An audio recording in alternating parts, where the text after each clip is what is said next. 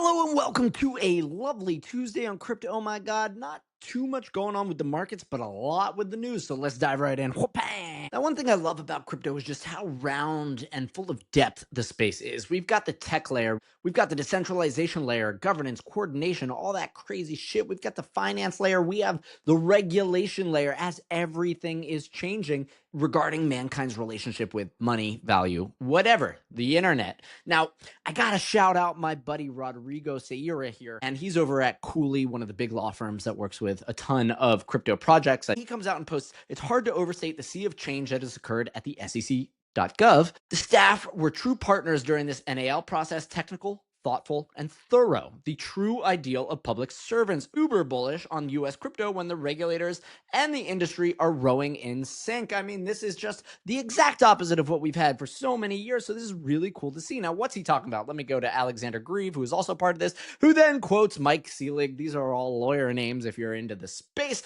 But the big thing here is about Double Zero. And I talked about Double Zero in a previous post. What they are is a decentralized physical infrastructure network that is trying to rebuild the internet. So the internet, if you recall, is the physical infrastructure that connects us to the World Wide Web. It was built for moving packets of data, for websites, all that stuff, but not the fun joy that we're building here in crypto land, which is moving money, which is instant finality, which is all of these really cool things.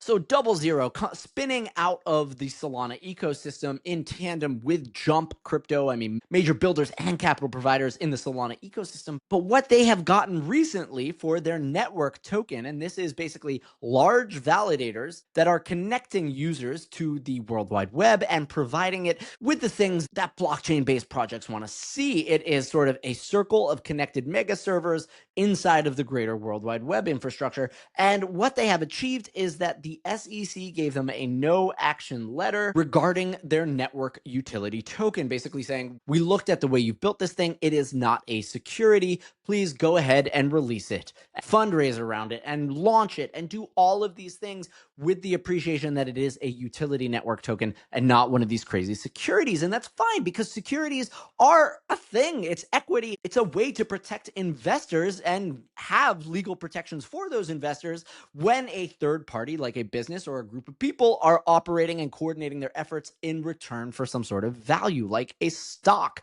Without securities laws, you would be fleeced and rugged way more often. However, under Gensler, securities became this boogeyman that was wildly undefined and yet could be used to force you into a retroactive framework that just made no sense for what these tokens were doing. So this is really awesome because one, Double Zero is a great project, really cool infrastructure, but two, it just shows that we are in a new era of financial regulation, of blockchain regulation, of permission to build in the United States. Previously, it was very scary to launch a company in the US. You might actually be committing company suicide doing so. So this is basically an expansive way to show that the US is opening their arms, that is warming and welcoming to innovation around blockchain and crypto. Really, really awesome.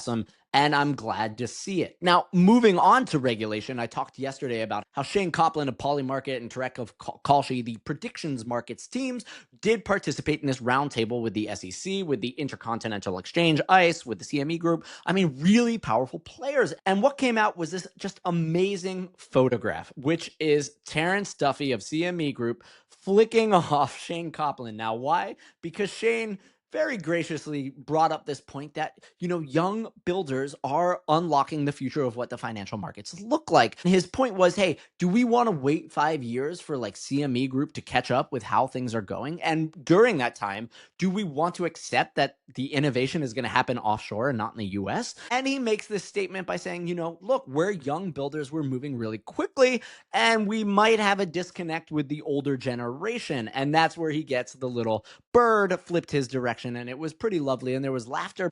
But this photo right here is so emblematic of the ongoing change right now between the crypto blockchain world and traditional finance, which is that traditional finance is this ossified planet where these gray hairs, white hairs, where these old men protect their ivory towers of wealth. Whereas crypto and blockchain is these 20-year-old innovators that are building entirely new concepts around markets, around marketizing anything, around the way money moves, around the way value is transferred. And just this age gap right here is the core thesis of why he's getting flicked the bird. And this is so fascinating because it just sums up what's going on in this industry. When crypto and AI and vibe coding, all of this comes together, and it opens the opportunity for a 12-year-old, for anyone to step in and create the new great financial primitive of tomorrow. So this is like really exciting. But again, Shane writes here, hang it on the Louvre, because it is kind of like that. This is so emblematic of just the entire change that is going on, of this flippening against the banks. And of course, we can kind of build off of that with what's happening to take down the banks. What is this competition looking like? Where Phantom, one of the best, smoothest Web3 wallets out there, just released their Phantom Cash today. So I've talked so much about stablecoins. I did Stablecoin Week. It's obvious that stablecoins are presenting this entirely new world for users, for normal people to host their savings and grow their wealth. And what's happening here is Phantom Cash releases their own stablecoin. Now, I love that it's not USDC, USDT, USDH, any of these fucking like, that gets really annoying. Let's just call it what it is. It's cash and it's on Phantom. So like, great job, guys. Break this crypto branding, because crypto in the United States is still seen as an unsavory thing, even though it allows you to send money like Venmo. It allows you to send money like Western Union across the world at any time, across any geography, without having to KYC, without having to pay exorbitant fees. Western Union takes like 10% of the money. If you're sending $100, your family will only get 90. That's like fucking nuts. And crypto rails are doing it for quasi cents. So Phantom Cash comes out. It's issued by Bridge, that is now under Stripe in that Tempo stack. And they're just calling it cash. They're saying, hey, look, if Venmo can move money, then like we can too. Let's just make it smooth and seamless and easy. And this is really exciting because Phantom has been breakthrough on the adoption curve. It takes a lot of Solana's sort of Web 2 familiarity and brings that forward. Now, Phantom has expanded. It does support Ethereum and the EVM. It is so smooth and simple for collecting NFTs. And of course, it is rooted in the self-sovereign private key world. Anybody can open up a pseudonymous account with, an alphanumeric as their public address and engage with the whole financial world on blockchain. Furthermore, if you start storing your cash here, it's one-click deployments into DeFi where you can generate 10, 12, almost 20% of yield depending on your risk curve. When I started investing back in my childhood, my grandfather sent me up a Vanguard account. If I wanted to buy a share of a company, I had to call a broker, a millennial using a phone, like, whoa. And it was such high friction to make a move. And of course, they would insert their opinions on top, and you just had to deal with all this weird shit. Now it's all mobile facing. Everything is within your own control. You're self-sovereign. Your opportunity to build your wealth either over a long time horizon, be very risk off, or to go full gamble mode on prediction markets and try to make a 100x today. But this is happening. This is what will crush the banks, is the fact that Phantom is simply an amazing product. It doesn't have the restrictions of banks. It doesn't have somebody sitting between you and your money. It's just seamless. It's easy, and it's so mobile friendly of an application. This is how we win. Now, more on the technology stack. I got to kind of jump out of the crypto world and into the Bitcoin world. I do consider those two things to be rather different, even though Bitcoin is the king of the cryptocurrencies. But Jack Dorsey, previously of Twitter, now mega Bitcoin bull and potentially Satoshi Nakamoto, comes out with Lightning Network VPN. And I think this is super cool because this is just a product I'm going to use because I want to use it. I use a VPN all the time because when you're in the US, there's just dumb shit that you need to get around certain walls, like the fear mongering of the previous SEC to use anything in DeFi.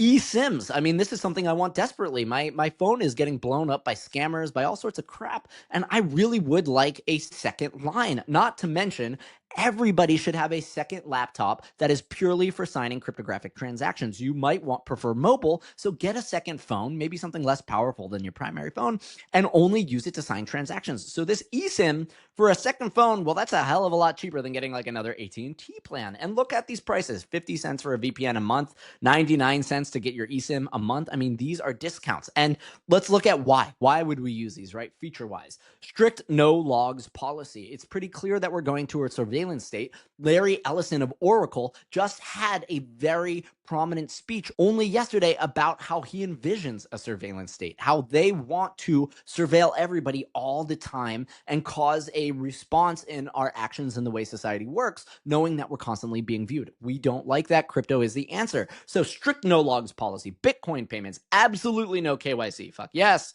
Worldwide coverage, instant activation, flexible pricing options, and it's just so damn affordable, right? The VPN, all right, $250 a month. The eSIM, $99 a month. Phone numbers, 50 cents a number. I mean, this is allowing you to have multiple devices so that you can increase your security and your safety. Super fucking cool. And Lightning Network is a side chain to the Bitcoin network. So everything that happens on Lightning Network gets rolled up, gets hashed into Bitcoin. And as long as Bitcoin continues to propose new blocks, and this gets included, I mean, these are historically forever protected. So really cool there. Now, last but not least, I just want to talk about EigenCloud because they're a pretty expansive project that's basically saying, hey, we want to add the security of Ethereum because Ethereum has so many node operators and at-home operators, and Ethereum is sufficiently decentralized in a tremendous way. And we want to take that decentralization and we want to expand it to the internet. We want to expand it to identity. We want to expand it to applications without having to have them build their own blockchain.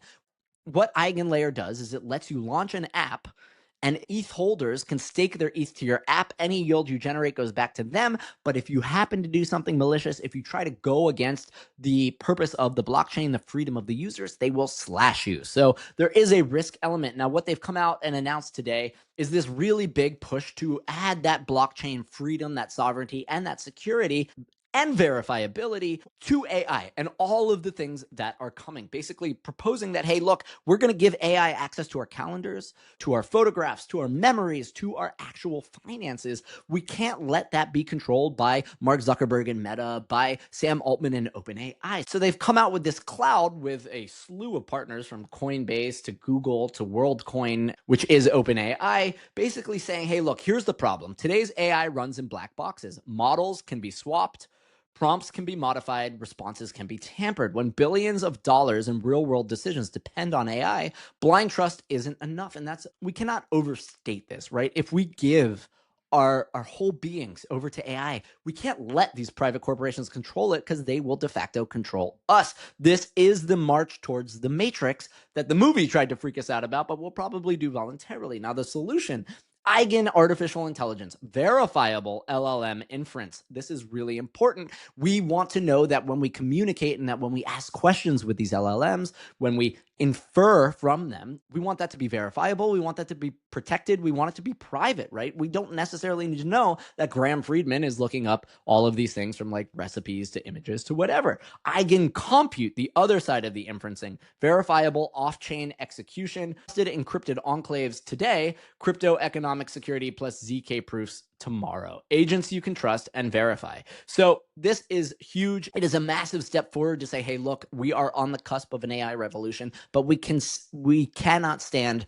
for giving all of our data, all of our information, all of ourselves over to private companies that we know don't have our best interests in mind. I mean, we've seen everything from Facebook over the past 20 years, and they've done everything from causing genocides to just shipping product that wants to rot our brains. Now, I do love Meta hardware. I think the glasses are like off the hook. I'm very excited to try the augmented reality, but yes, I don't want all my data sitting with them. I don't want my daily inferences. Like, imagine if every time you Googled something, there was a log and they had to report this to the government and the government could subpoena it. And with the current administration, I mean, just think about how crazy that could go. So this is very exciting. This is a huge step forward, and mad props to Sriram and EigenLayer for building this out, and I hope for the best there. Now, that being said, the market, I mean, who knows what's going on with it? We were up, and now we're going down. Gold is going through the roof, and it's like, when will Bitcoin have its turn? So there's a lot to be seen. All of that is to say, stay safe. Don't overlever. Please give me a like and a sub. I mean, it really does keep me going, and it just warms my heart. And as always, I will see you tomorrow.